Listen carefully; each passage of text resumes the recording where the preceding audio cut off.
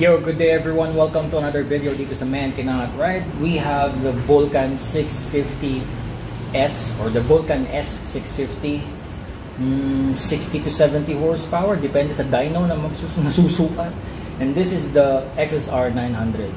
111, 115 horsepower, depende again sa dyno na magsusukat. But these are considered as big bikes with power. A lot of power.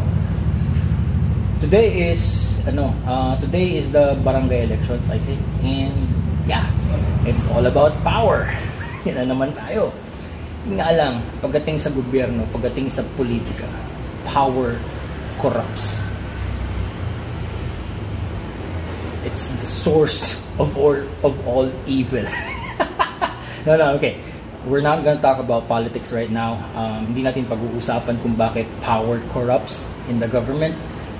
Pero pag-usapan natin ang power corruption pagdating sa pagmumotor. Dahil sa tingin ko pagdating sa big bikes, I think power corrupts the same way. Sa tingin ko, nako-corrupt ang utak natin to think that we need a lot of horsepower. And we don't. Okay, so share ko lang sa inyo.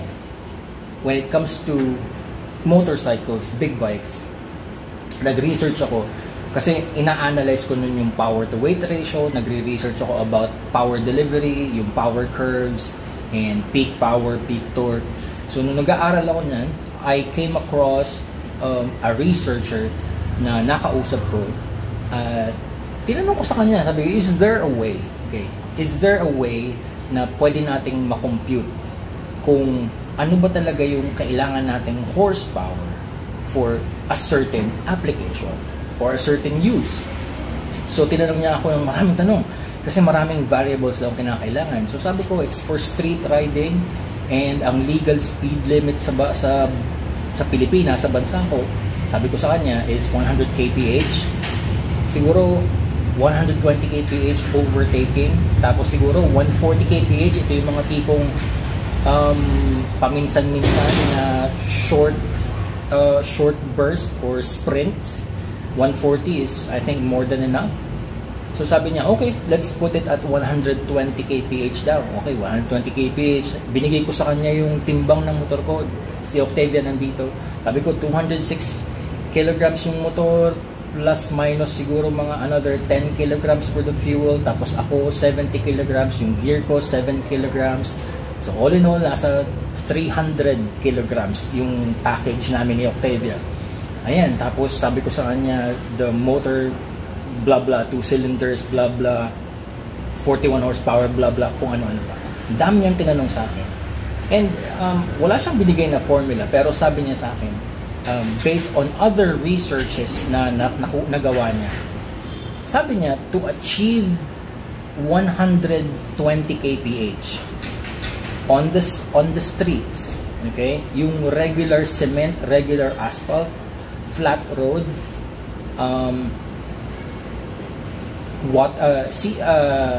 sea water level, o kaya yung hindi sa mataas na lugar, yung paano ko ba explain sa napakasimpleng paraan, hindi sa mga matataas or high altitude na lugar, okay? Tapos sabi niya, ang kailangan nandyan more or less is just 25 to 30 horsepower, and just 20 to 30 mali. Sabi niya is 30 to 40 pounds or foot-pounds of torque is more than enough. Kasi iniisip rin niya mayroong mga parts na syempre kailangan mong umahon, or may rough road ng konti. So yung maraming variables. So but huwag na nating tutukan yung mga technicalities na yun. Ang bottom line dito is we don't need a lot of horsepower to be able to ride the streets legally. Oh, yun yung ano doon, yung kicker dyan yung legal na paraan. Kasi kung illegal, then wag na natin pag-usapan ng horsepower. Just get a bike with 1 million horsepower and just kill everyone on the road. Then you go home and masturbate after the fact. Eh, illegal ang usapan, di ba? So magpakasama na tayo. Let's just kill everyone on the road with high speed, reckless riding. Ngayon, kung babalik tayo sa legal na usapan, again, I don't need 111 horsepower to ride Ayala, BGC, EDSA, C5, Mekawayan, Santa Rosa, SLEX, NLEX, Skyway na IAX, Skyway Stage 3, Manila area, Rojas Boulevard. Yun yung pinupuntahan ko, Antipolo, Sumulong, Marilake, all the way up to Infanta, Fami, Pililla. I don't need 111 horsepower according to the research, according to scientific proof. And napatunayan ko yan because my bike has 41 horsepower. At napuntahan ko lahat ng mga lugar na yan every weekend, every month. For the past 3 years, 12,000 kilometers.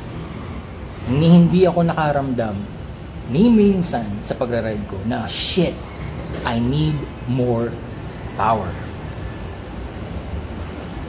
Now, ibang usapan yung torque, okay? Sometimes you really need a lot of torque, depende sa application. Off-road, adventure riding, hill climbs. Pero saka na natin pag-usapan ng torque sa ibang videos naman.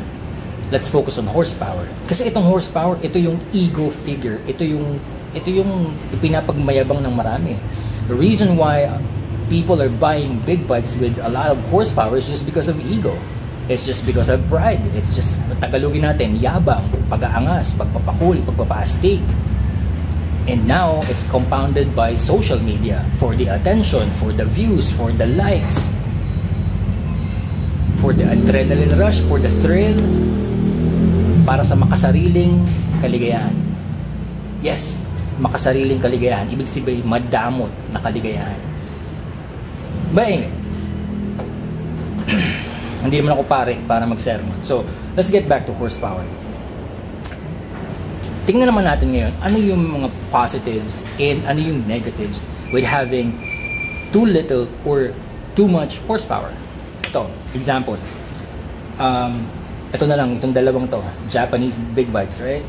Huwag nyo na lang isipin na ito ay cruiser, tapos ito ay naked retro, neo retro. Okay, just let's look at the power. So I have, let's say, 60 horsepower dito, 111 dito. Okay. Now, sa kahit anong sitwasyon, hindi ako mabibitin sa dalawa na to. Okay, but anong advantage nitong 111 horsepower over the 60 horsepower or 67 horsepower?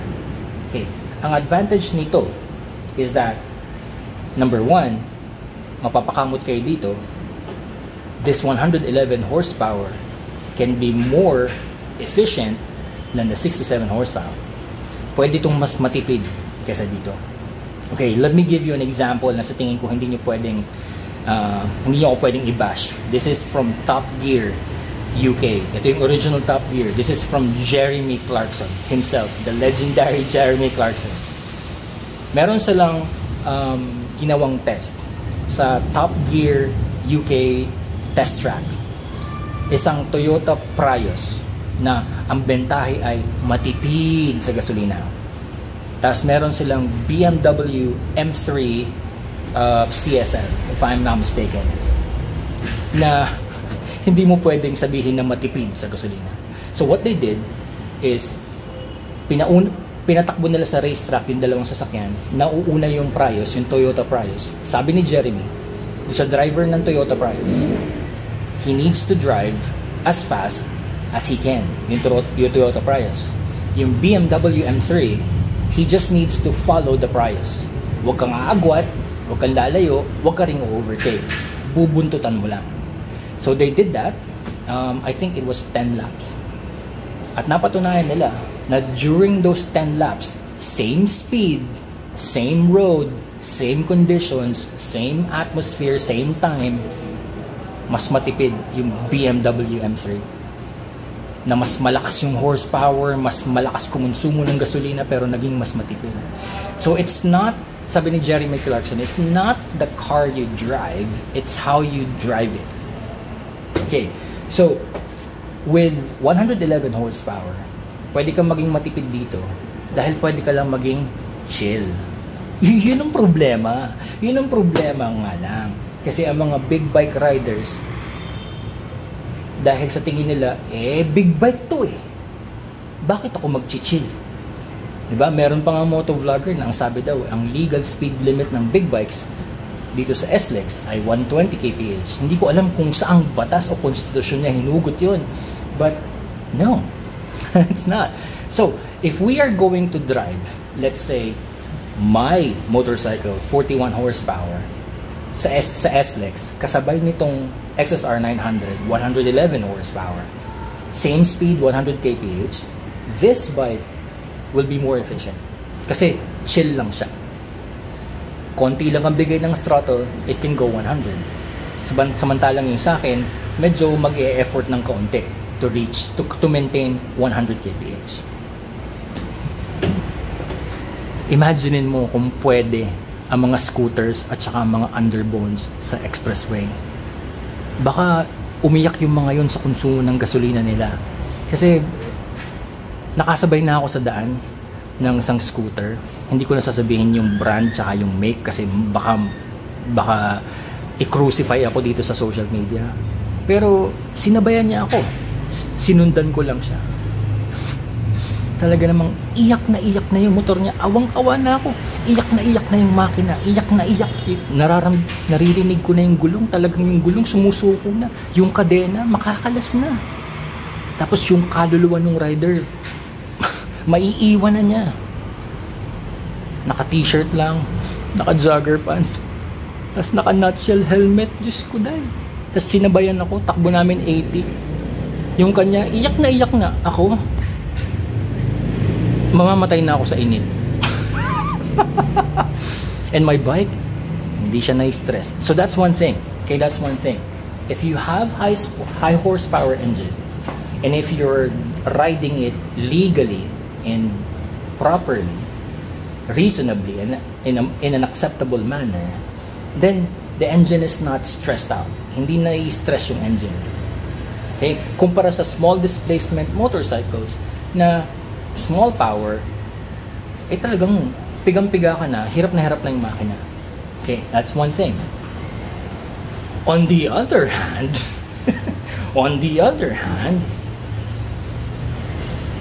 bibihira ang makikita mong big bike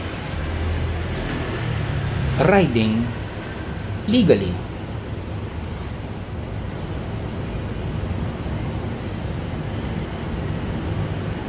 It's just the way it is. Naging masamang kaugalian na at masamang tradisyon na dito sa atin na porket naka-big bike ka, you really have to be fast. And ang nangyayari pa, yung mga kasabay mo sa daan, they expect you to be fast. Naka-encounter ako dati sa BGC. Nag-iikot ako doon. Tinabihan ako ng isang scooter rider. Sabi niya, ilang cc yan, boss? Sabi ko, 400. Sabi niya, dapat nasa expressway ka. Dapat hataw ka para makahataw ka. Sabi ko, gusto ko sana sabihin sa kanya, so dapat lumipat na ako sa expressway, doon ako magpatayo ng bahay sa gilid na expressway para sa expressway ako lagi nagra-ride. Ganun ba? So alam mo yun, yung expectations ng publiko, pag naka-big bike ka, ay mabilis yan. Dapat mabilis yan. Dapat hataw yan. That's the problem. Power corrupts. Okay, disadvantages. If you have high horsepower engine, most likely it has more cylinders. O kung yan ay merong isang cylinder lang, malaki yung kanyang bore and stroke, and it has special parts. So kapag high horsepower engine, you have higher complexity. Kumpara sa isang, let's say, 100cc na single cylinder na Yamaha RS, yung mga pan-tricycle nung unang panahon, di ba? You have higher complexity. That means higher maintenance cost, higher service cost, higher cost ng mga parts. That means a lot of things can go wrong, a lot of things can go boom, a lot of things can go bad. That means the motorcycle needs a lot of taking care of. That means dapat maalaga. That means dapat original yung mga pyesa. That means you cannot work on your bike on your own. You cannot DIY. You have to take it to the shop. That means you need to have a lot of money. Now, maraming ganyan. Maraming naka-big bikes na maraming pera. Nga lang, meron silang nalilimutan. Sa isang high horsepower na motor, higher complexity, higher maintenance, higher tolerances, higher technology, nalilimutan nilang sabayan ng higher skills. But you know what? Yung mga manufacturers ng mga motor, dahil alam nilang, uy, yung mga bibili ng big bikes natin, wala naman talagang skills. Pero dapat bumenta tayo. Okay, sige, lagyan nyo ng traction control, lagyan nyo ng ABS, 6-axis IMU, lagyan nyo ng stability control, anti-wheelie, anti-dive, anti-squat, lagyan nyo ng fully automatic suspension, lagyan nyo ng slipper clutch, clutch assist, lagyan nyo ng recluse clutch, lagyan nyo ng kung ano-ano pang technology para kahit yung bibili ng big bike ay wala naman talagang alam or skill sa pagra-ride, okay lang, bibili yan kasi they can ride it because of technology. So another disadvantage of high horsepower engine is that nakakalimutan na natin on how to improve yung ating native skills, yung ating skills talaga, yung skill lang na nakadepende lang sa atin, sa utak natin, sa learning natin, sa abilities natin.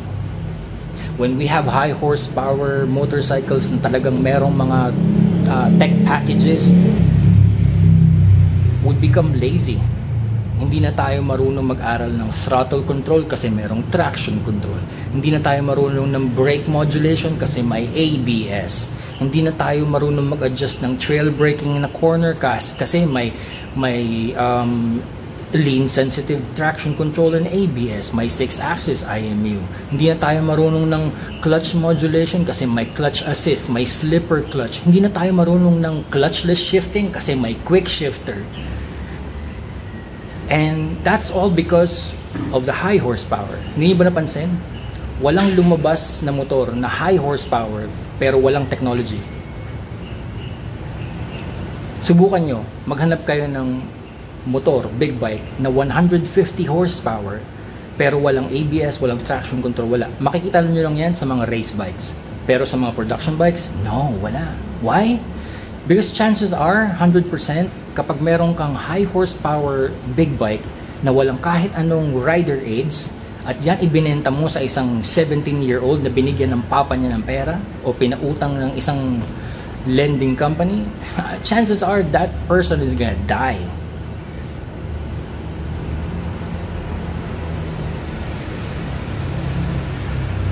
Now, magto 20 minutes na tayo, ayoko naman kuhanin ng kalahati ng oras ninyo.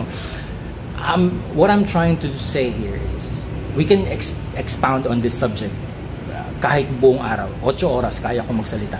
But I'm just gonna go to the bottom line. We don't really need a lot of horsepower for street riding. But if you're gonna get a high horsepower motorcycle because of whatever reason you have, that's okay. As long as you level up your skills. Level up your skills. Level up your knowledge. Level up your attitude. Then yeah, kahit pa meron kang 300 horsepower prototype MotoGP inspired racing bike for the street na may plaka, street legal, that's fine, it's okay. Pero with power comes responsibility. With greater power comes greater responsibilities. Hindi ako fan ng Spider-Man, pero that is a good saying. I'll see you on the next video. This is Man Can I Ride.